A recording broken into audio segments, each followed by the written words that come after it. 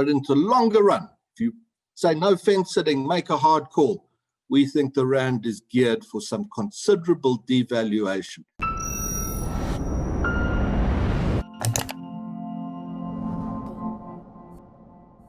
What is the outlook for the South African RAND? Well, my colleague and director of the Centre for Risk Analysis, Frans Cronje, joins me to discuss. Frans, what do you think is the short, medium, and long-term prospects for the RAND, and is it at fair value at the moment? Where angels fear to trade stuff, I'm afraid, the currency. And remember, we're not investment advisors. You go talk to your investment advisor before you make decisions. But what we want to talk to you about is how we're thinking around the currency and the factors that can drive it. And if we're right on those, where it's headed into the short, medium, and further out into the longer term. Now, the first thing to deal with is the question of whether the RAND is in fact undervalued. And if you consult something quite popular, like the Big Mac Index for what it's worth, it's perhaps not worth very much, then the impression does come out, and that gets portrayed in the media, that the currency is vastly undervalued. However, those indices and more serious ones as well assume in their valuations that countries are run by pragmatic governments that will act in the best interests of their economies.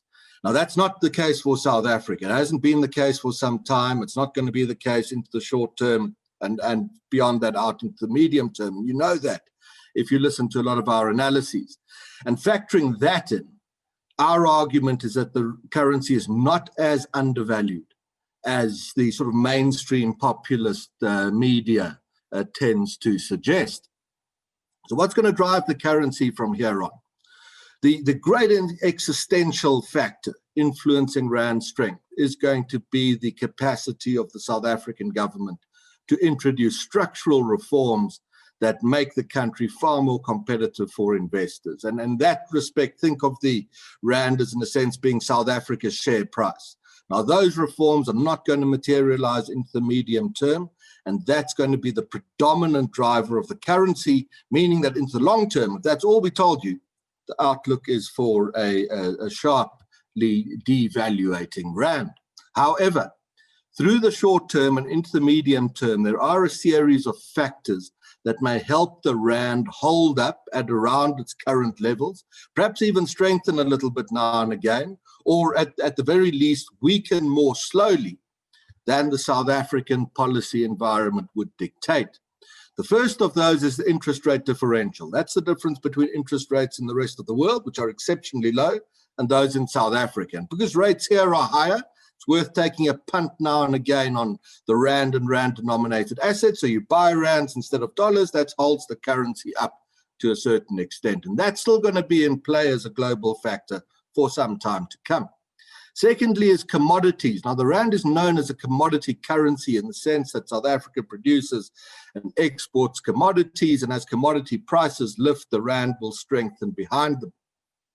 Used to be true for much of South Africa's history, not as true today anymore as it was. And the reason for that is hostile mining policy. We had mining data come out recently for South Africa, devastating.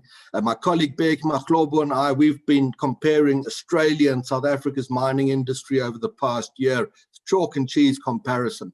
So that commodity question, yeah, it's going to help to hold up the RAND. It's going to drive some sentiment to hold up the RAND, but it's not as important a currency driver as some people think. So from there, the outlook for us is domestic factors and traditional currency drivers.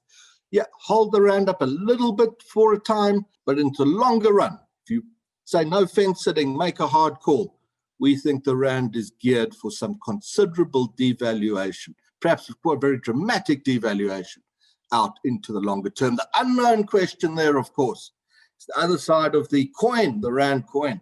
What happens to the US dollar? So, Frans, what is your view of the US dollar, especially in the context of the incoming Biden administration and some of the economic policy changes that are going to be introduced there?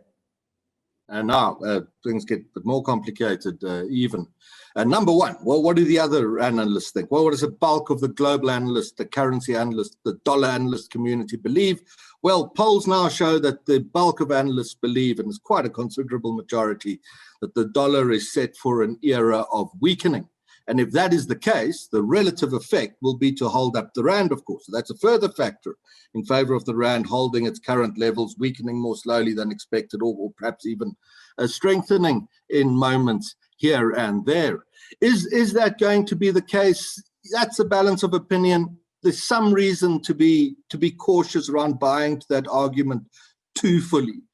First is that printed dollars that enter the global economy have a means of boomeranging back into the US and US assets, and therefore shoring up the currency. The inflationary effect of printed dollars has yet to be seen, and one of the reasons for that is, even though the quantum of dollars being created is rising, the rate at which they're being distributed around the US economy has been slowing, offsetting that inflationary effect. However, against the dollar, I think that the major factor against the dollar, one few analysts are willing to mention, because it's quite a politically hot issue, is that under pressure from its left flank, Democrats in America are going to introduce policies in areas of labor, in areas of the environment, and in areas of taxation that through the longer term will have the effect of reducing the competitiveness of the American economy and therefore the return on American assets.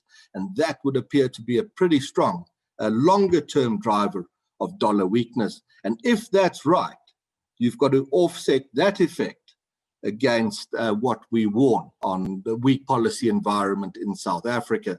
Ultimately, make a call, they say. Where do you stand on this?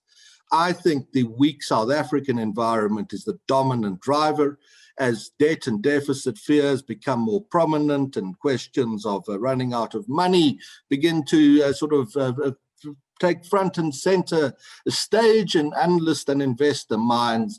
We are now, as South Africa, in a position where the RAND can continue to weaken even through an era of dollar weakness.